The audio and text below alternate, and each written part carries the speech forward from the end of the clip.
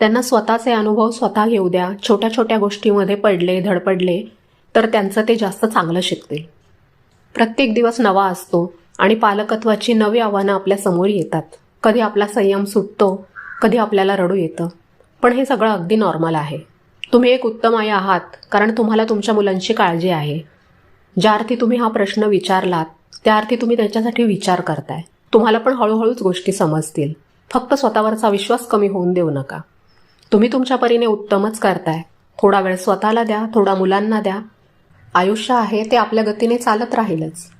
दुसरा प्रश्न आहे, 9 ते 12 ह्या वयातल्या मुलांवर कसा संस्कार करावे. मुलांचं 9 ते 12 हे वय म्हणजे असा एक उंबरठा आहे जिथं ते बाल्यावस्थेतून हळूहळू बाहेर पडायला लागतात आणि त्यांच्या शरीरामध्ये बदल होण्याची चाहूल लागायला लागते. पण तरीसुद्धा ती पूर्ण मोठी झालेली नसतात आणि ह्या वयात थोडंसं आपल्या बोलीभाषेत सांगायचं म्हटलं तर त्यांना शिंग फुटायला लागतात. आणि ह्याच वयात नेमके संस्कार कसे करावे हा प्रश्न पालकांना खूप सतावतो. पण मला वाटतं संस्कार म्हणजे नक्की काय, तर आपण जे मुलांसमोर रोज जगतो तेच त्यांच्यावर होणारे संस्कार असतात. आपण कसं बोलतो, आपल्या रागाला आपण कसं हाताळतो, आपण आपल्या घरातल्या मोठ्यांचा मान कसा राखतो हे मुलं निरीक्षण करत असतात. आपण काय करतो, आपण मुलांना उपदेशाचे डोस द्यायला जातो. असं वागू नको, तसं बोलू नको, मोठ्यांचा आदर कर. पण मुलं तुमचं ऐकत नसतात, ती तुम्हाला बघत असतात.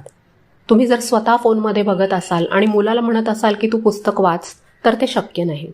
9 ते 12 ह्या वयात मुलांना स्वतःची एक स्वतंत्र ओळख निर्माण करायची असते. त्यांना वाटतं की आपलं म्हणणं कुणीतरी ऐकून घ्यावं. आपण मात्र त्यांना अजून लहानच समजतो आणि प्रत्येक गोष्टीत त्यांची बाजू ऐकून न घेता निर्णय सुनावतो. मुलांवर संस्कार करण्याआधी आपल्याला स्वतःच्या वागण्यावर थोडं लक्ष द्यावं लागतं. घराचं वातावरण कसं आहे ह्याच्यावर मुलांची जडणघडण अवलंबून असते. जर घरात कायमच चिडचिड, आरडाओरडा होत असेल तर मुलांच्या मनातही तीच अस्वस्थता घर करते. मग मुलं बाहेर जाऊन सुद्धा आणि घरी सुद्धा तशीच वागतात. आणि मग आपण म्हणतो आम्ही तर असं काही शिकवलं नव्हतं. पण संस्कार हे शिकवण्यापेक्षा मनामध्ये झिरपतात. ह्या वयामध्ये मुलांशी संवाद साधताना तो इन्स्पेक्शन केल्यासारखा किंवा पाहणी केल्यासारखा नसावा. शाळेत काय झालं, मार्क किती मिळाले, डबा खाल्ला का, हे प्रश्न महत्त्वाचे आहेत, पण त्यांच्याही पलीकडे जाऊन त्यांच्या भावना समजून घेणं जास्त गरजेचं आहे.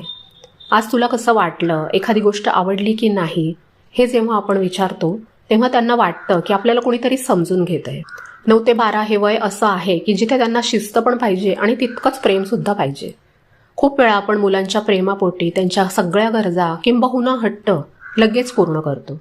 त्यांना कशाची सुद्धा कमतरता भासू नये असं आपल्याला वाटतं.